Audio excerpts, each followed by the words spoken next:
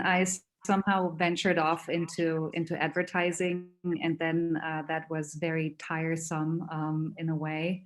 And I wanted to go back to storytelling that can actually have an impact, and narrative storytelling and documentary storytelling. So this is what I did. I just changed fields back from advertising to a serious storytelling. So for me, that's kind of coming full circle to my literature and drama interests.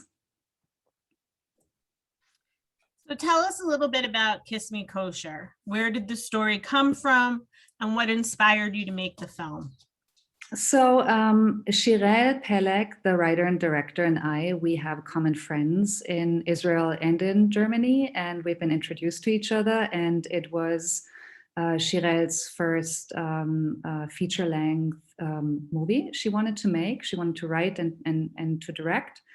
And I have a little history with Israel, personal history, and I have many friends there, and I spend a lot of time there. So for me, it was pretty natural to connect with the material. And then Shirel had a treatment at that time. She proposed to us, and we fell in love with it, and we developed it together. I think that was roughly 7 years ago.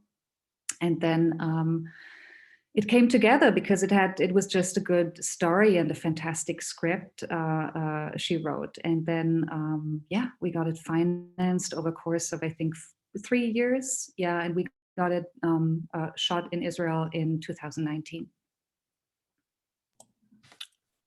And there were beautiful landscapes. And we were talking a little bit earlier before we came on, how when I'm watching it, I was watching it with my family, that we just kept saying, oh, we want to go back to Israel. We want to go back to Israel. So it was shot beautifully. Thank you. Can you talk a little bit about the parallel relationships between Shira, who's an Israeli, Maria, who's a German, and then between Shira's grandmother, Berta, and Abraham, an Arab? Those are two really interesting relationships. Why were they important to the film, and what's the parallel between them? So this is actually something that Shirel could speak much better about, but since she is not here, it's not. She sends her regards. By the way, she's preparing a new film and is in pre-production, so she couldn't be with us today, but she sends her regards. So for her, it is partly also the story of her relationship with her German wife, and a relationship in her family's backstory. Let's put it like that. So there is some truth at the core of the story. And then, of course, we dialed it up to 10 because having this parallel relationship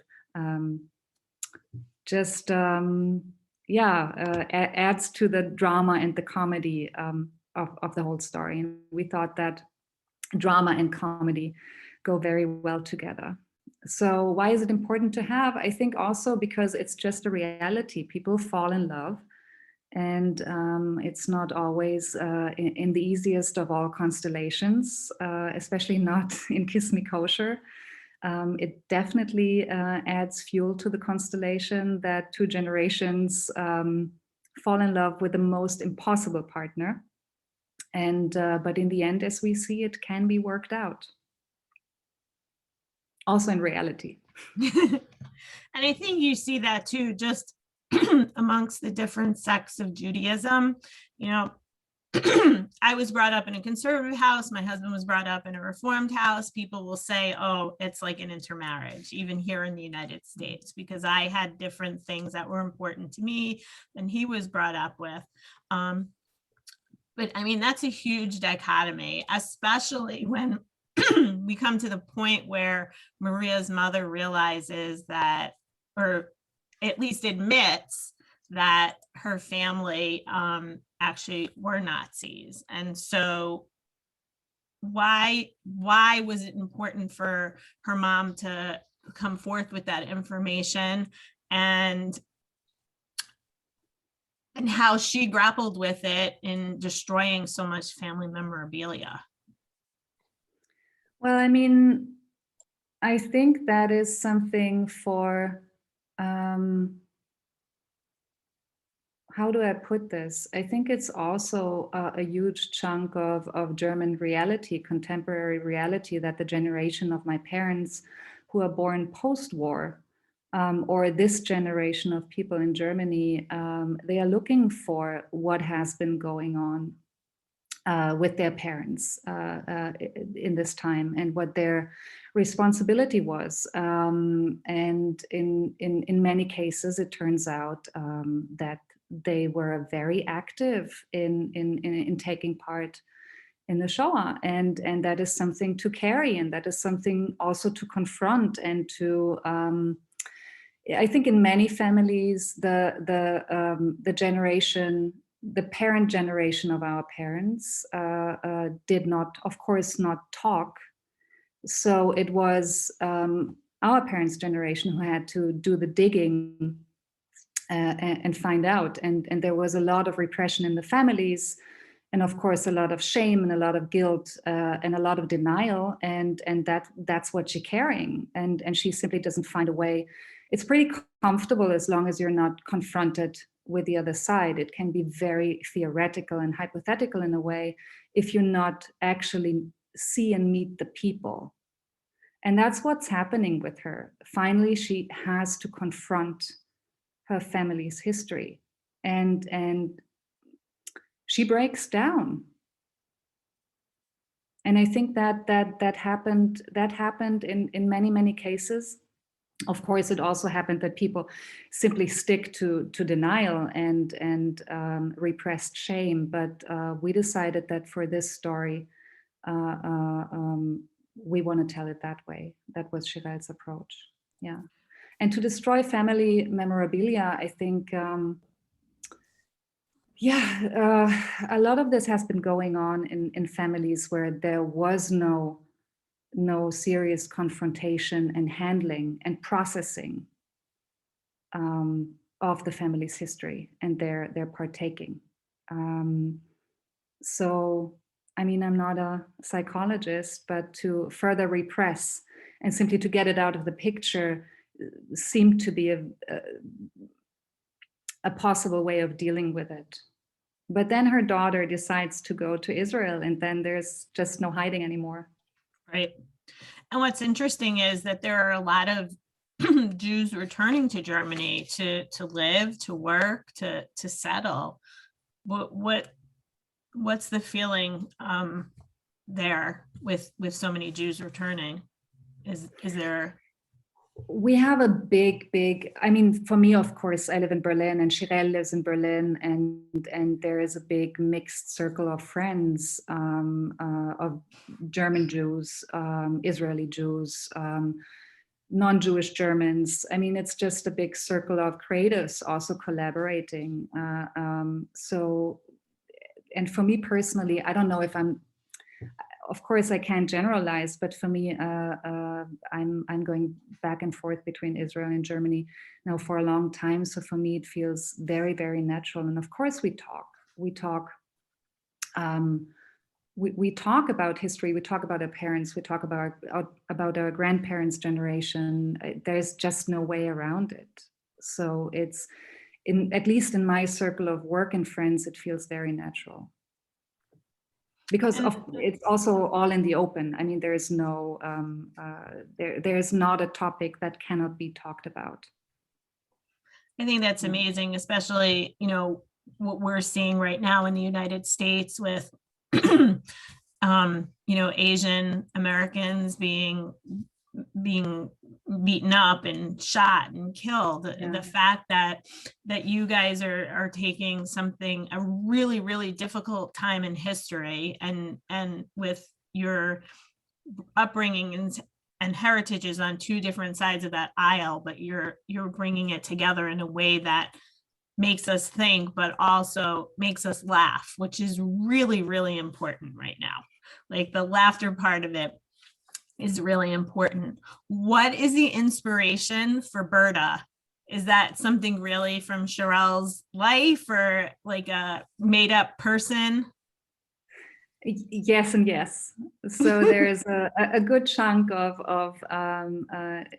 Shirel's grandmother, whom I had the pleasure to meet. Unfortunately, Shirel's grandmother passed a while ago.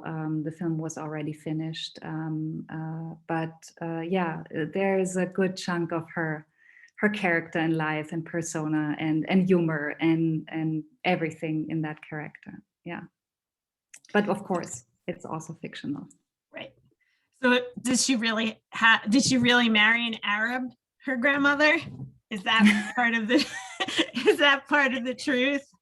I don't want to get into too much detail about Shirel's family's backstory. I think she should answer that, but there is some truth to the relationship.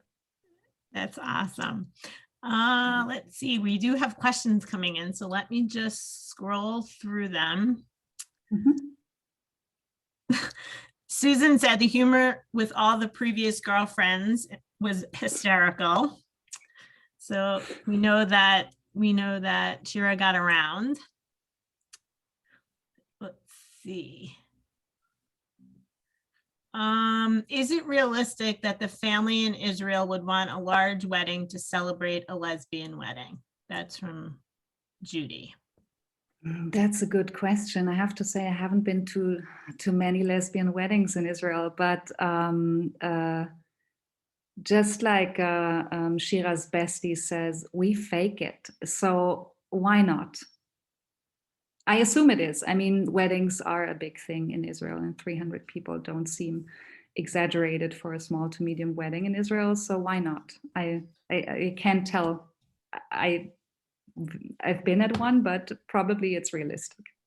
I mean, and outside the Orthodox community, I mean, LGBTQ rights are pretty out in the open. I mean, they have a huge parade every year. Oh yeah, it's beautiful. The yeah. Tel Aviv Pride is yes, quite a thing. Yeah.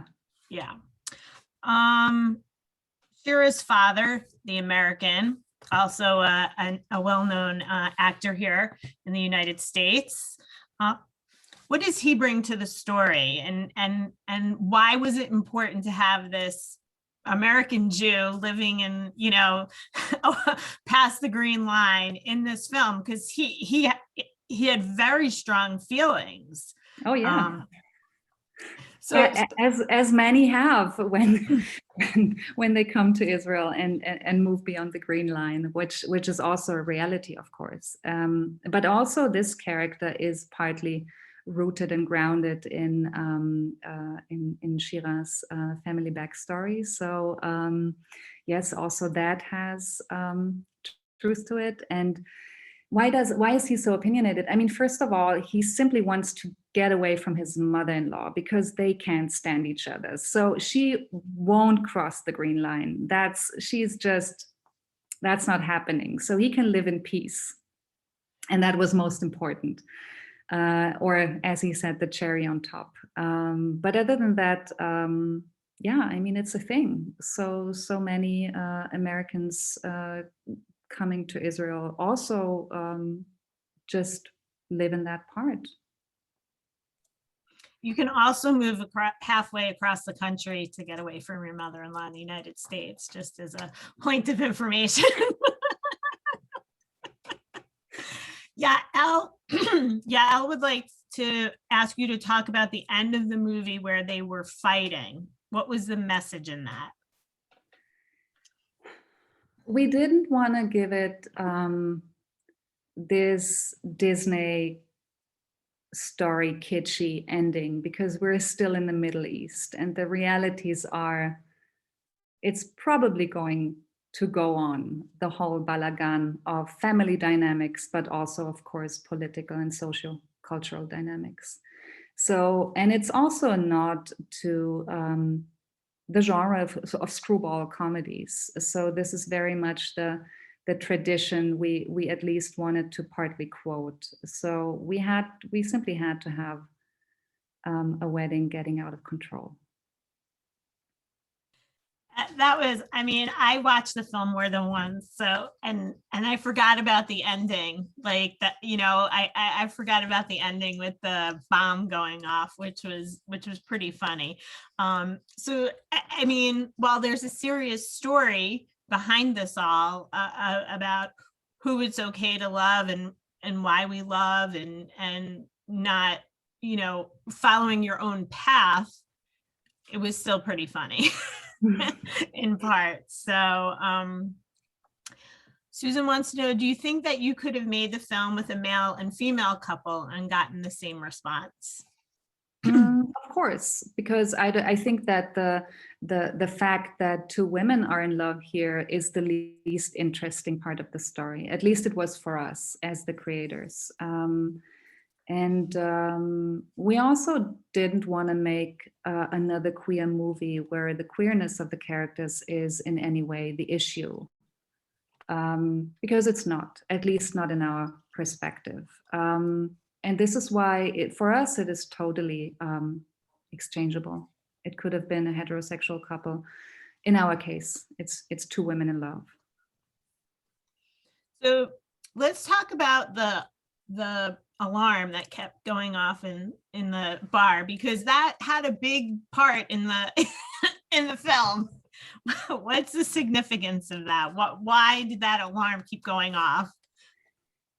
Having spent longer chunks of time in Tel Aviv, I have to say the alarms are just a constant back noise. So it was something that is very tied to how we perceive the place to sound.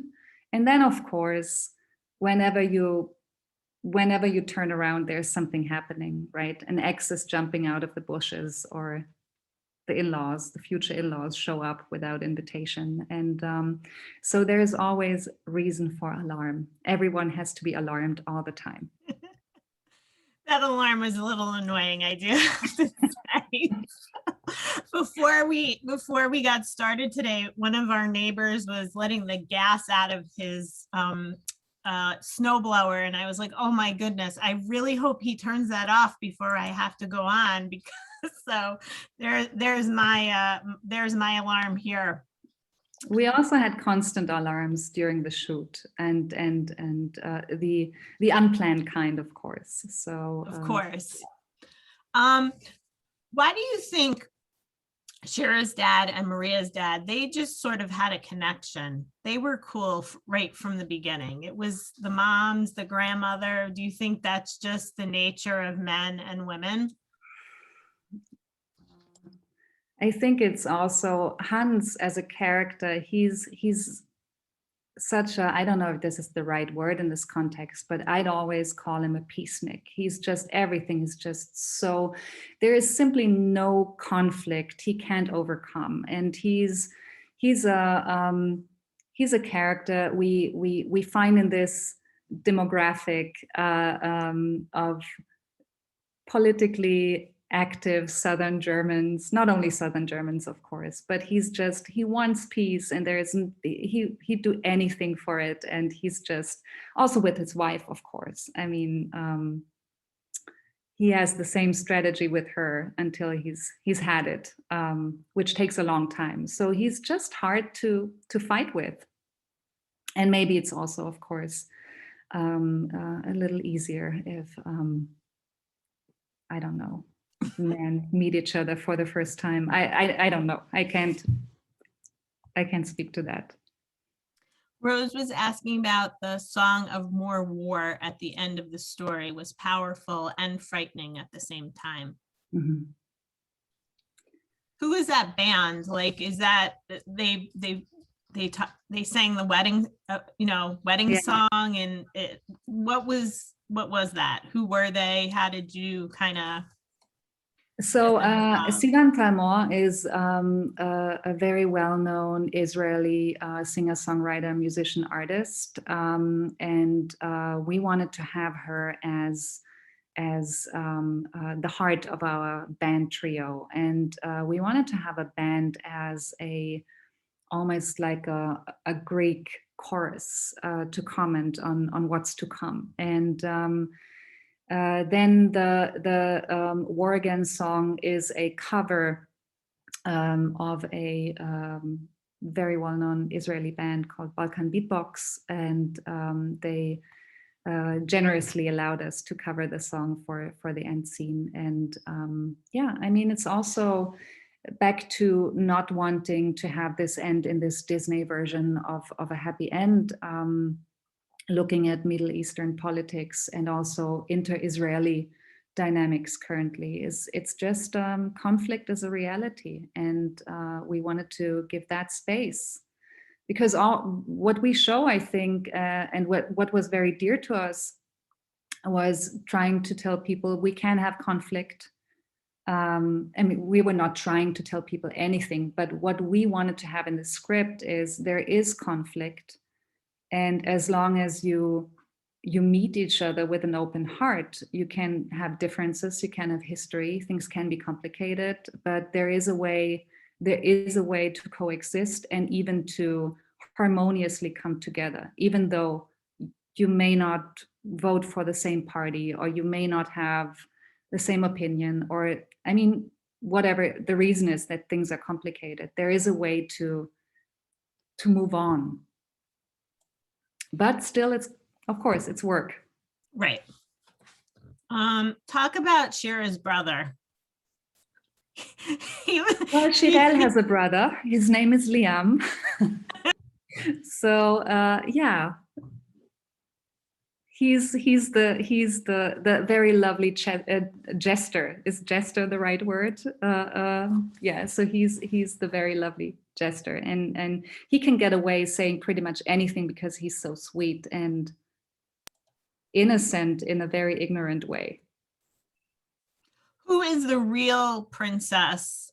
The real princess, where did that question go? The real Israeli princess. Who is there a real Israeli princess? Is there a bar named? Yes, there actually was a bar in Tel Aviv, or is a bar. I can't remember if it still exists or if the owner started a new bar project, which I think she did, but there was a Jewish princess, yes.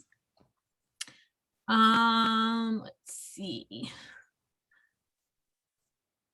Yeah, Al says, I like the scene where they decided to go to the Holocaust Museum instead of eating. It was a very powerful scene. What was the inspiration for that? Well, it's, of course, the most outrageous thing to do in the first meeting. And that added for us, speaking technically, of course, to the conflict and the drama, and also to the, at the point in the story, it has a very distinct function, of course. But this also has a personal story with me, because this is exactly what happened with me. I was invited to come along with someone who was a survivor, and we had a personal, so I had a personal relationship with this family, within this family, so it was very, very important for him to take me to Yad Vashem. And it was a very, very, I will always be forever grateful for this experience, that we could share this experience, and that he took me with him. But that is also rooted in a real life experience. Someone was asking, Sandra is asking, where did the funding come from for the film? It is a German production. So we have German subsidies in the production. We have a German TV station in the financing. We have German distribution. We also have American equity. But it is in terms of official origin, it is a German production. Let's see what else. Is there a part of the film that's your absolute favorite, like, or something that you cut that you wish you had left in? Oh, that's a very complicated question. I think ultimately, whatever ends on the cutting room floor, even though you kill your darlings at that point, it's the right decision. So I think this is, I stand 100% behind that. This is the best incarnation of the film.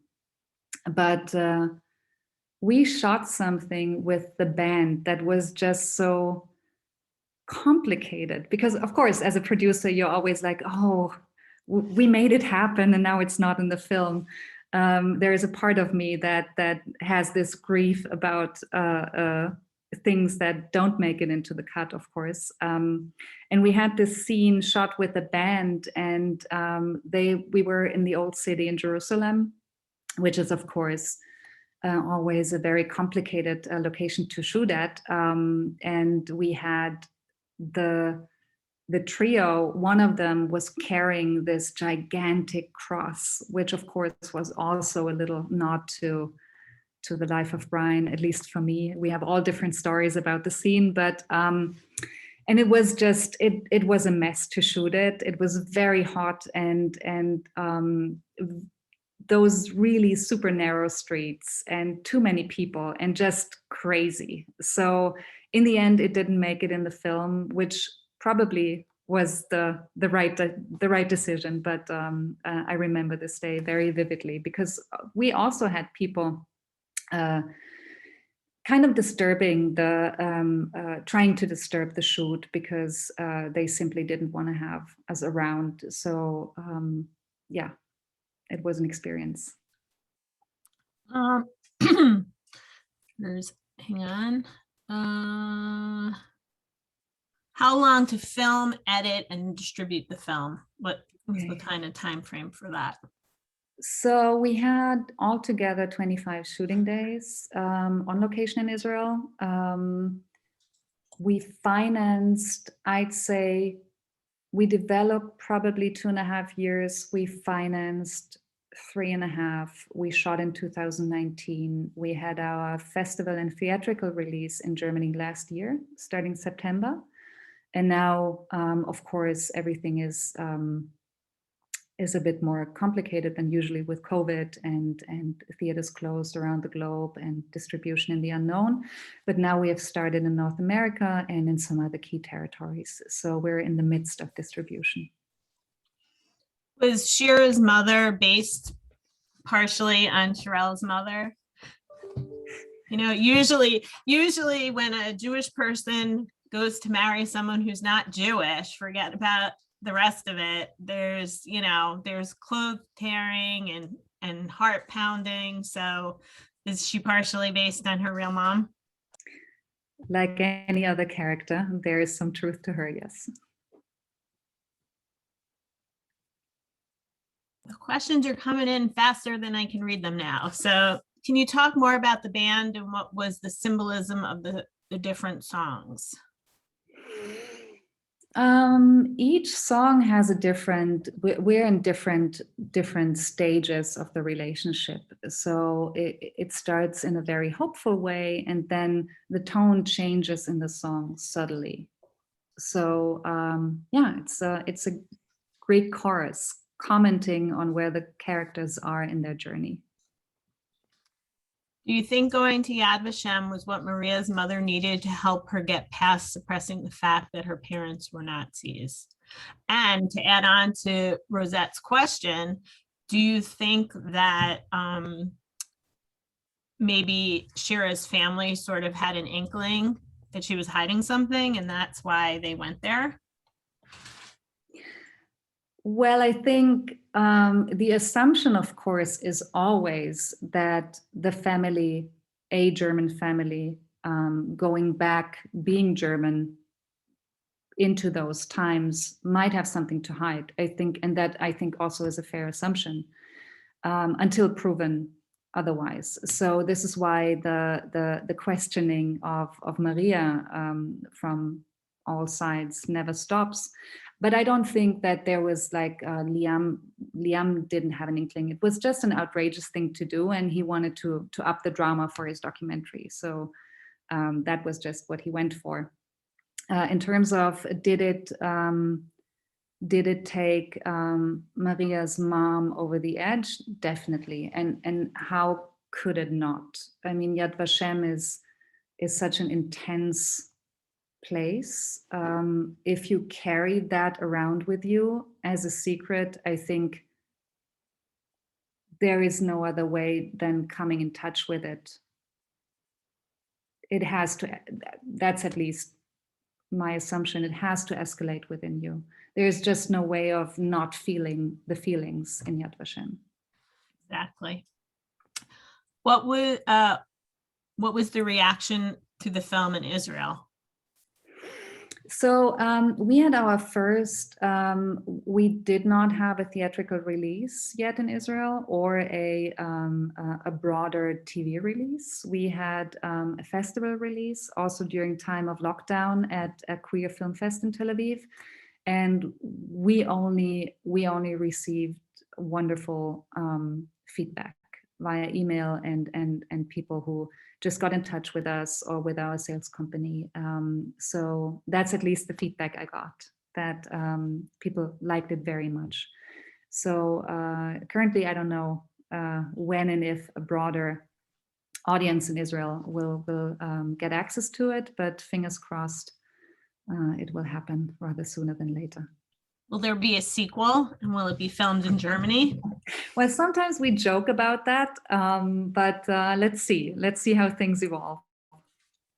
So what's next for you, for Film Glory? What's coming up in the pipeline? We work on a bunch of things, pretty much all, again, international productions, some comedy, some drama, some thriller. But yeah, hopefully we go into production with a new project soon this year. That you'll share with us if it's appropriate for our film festival. I hope. We love having filmmakers come back with their next film. So I don't see that there are any more questions in our chat box. So I want to thank you so much for joining us today. If you haven't watched the film yet, it is still available till 11:45 tonight via our website and then through Eventive. So please visit our website for that, jccchicago.org. And then we have coming up the weekend of April 16th. The Sign Painter will be available from 9 a.m. on Friday the 16th through 11:45 on Sunday the 18th. So we hope you'll join us for that film as well. Christine, thank you so much again. Please give Sherelle our best. We're sorry she couldn't join us, but I told you we had over 150 people watch the film, which for a virtual film festival is absolutely amazing. So we're thrilled with the response, and we wish you the very best of luck with everything that you're working on. Thank you, and thank you so much for having us, and thank you for this conversation, and have a great rest of the festival. And thank you so much. Thank you, everyone. Take care and be well. well. Bye.